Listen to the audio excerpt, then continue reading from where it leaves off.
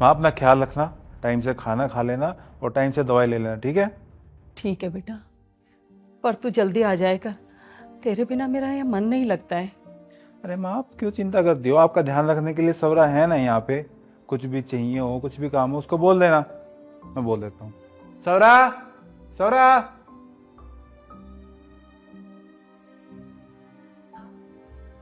मैं ऑफिस जा रहा हूँ, तुम माँ का ध्यान रखना, कुछ भी चाहिए हो तो देख लेना तुम, ठीक है?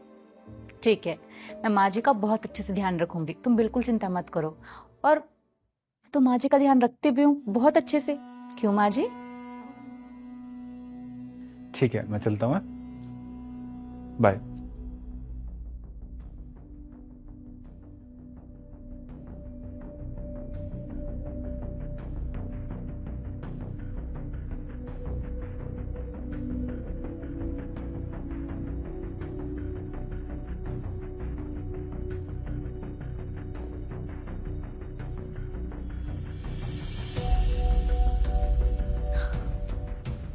हाँ बुढ़िया, अब बोल।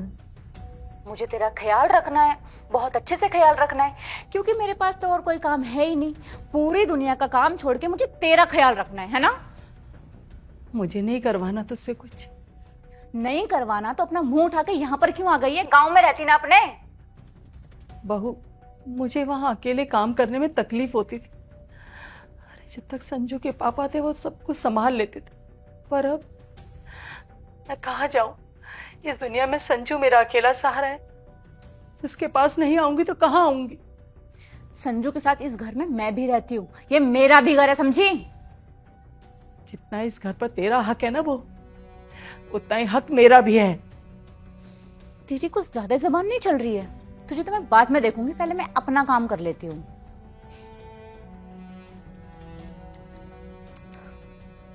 हेलो सागर बेबी, कहाँ हो तुम? मुझे तुम्हारी बहुत याद आ रही है। हाँ वो चले गए, तुम जल्दी आ जाओ।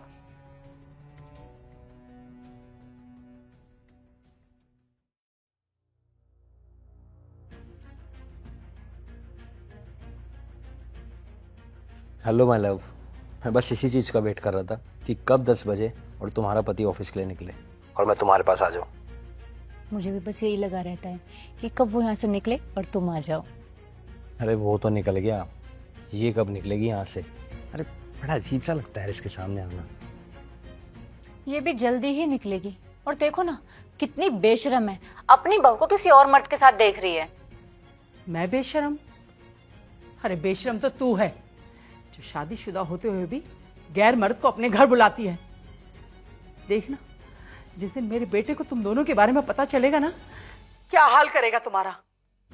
तो बता देना अपने बेटे को, बताती क्यों नहीं है? मेरी बात कान खोल के सुन ले, तेरा बेटा तब तक ही जिंदा है, तब तक तू चुप है, समझी? चल अब निकल यहाँ से। अरे ऐसे नहीं जाएगी, इन जैसे विकलांग लोगों को छोड़कर आना पड़ता है।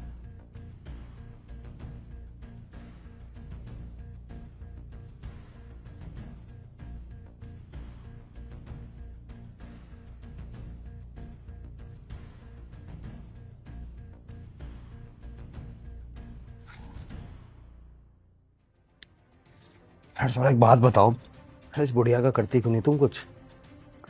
मुझे समझ में नहीं आता मैं इसका क्या करूं। खैर तुम ये सब छोड़ो, ये बताओ मैं तुम्हारे लिए क्या बनाऊं? खाने में कुछ हेल्दी सा बना दो, एवोकाडो टोस्ट।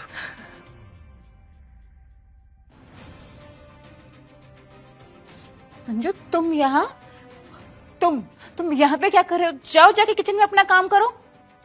हाँ मैम, मैं जा ही रहा हूँ। कौन है? वो ये फ्रिज ठीक करने के लिए आया है। पर फ्रिज तो पहले से ही ठीक है। आज सुबह ही खराब हो गया था वो। कोई जरूरत नहीं है अब ये झूठ बोलने की, मैंने तुम दोनों की सारी बातें सुन ली है, और वो भी जो तुम मेरी माँ के साथ बदतमीजी कर रही थी। सुन ली? पर कैसे? ये तुम छोड़ दो, पहले मुझे अब देखना है कि तुम दोनों का करना क्या है। तुम्हें बाद में देखता हूँ, पहले इसे पुलिस के हवाले करता हूँ, रुकते हो भी। प्लीज। हट!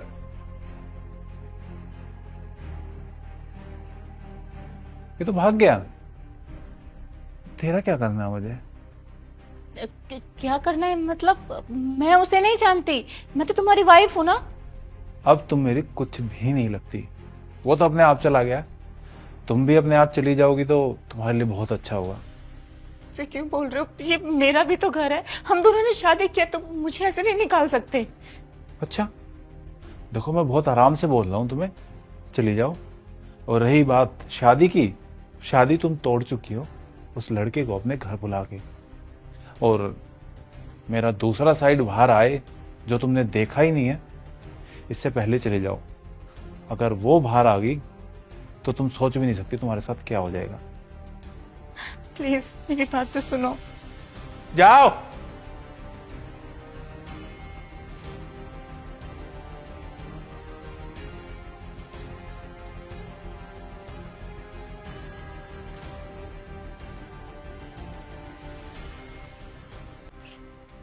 आप ठीक हो ना?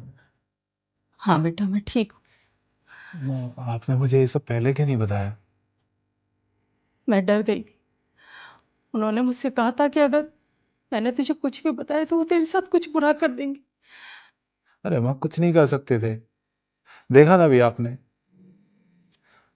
और मुझे प्लीज माफ कर दो, मेरे होते हुए आपको ये सब झेलना पड़ा। नहीं बेटा, तू क्यों माफी मांग रहा है? इसमें तेरी कोई गलती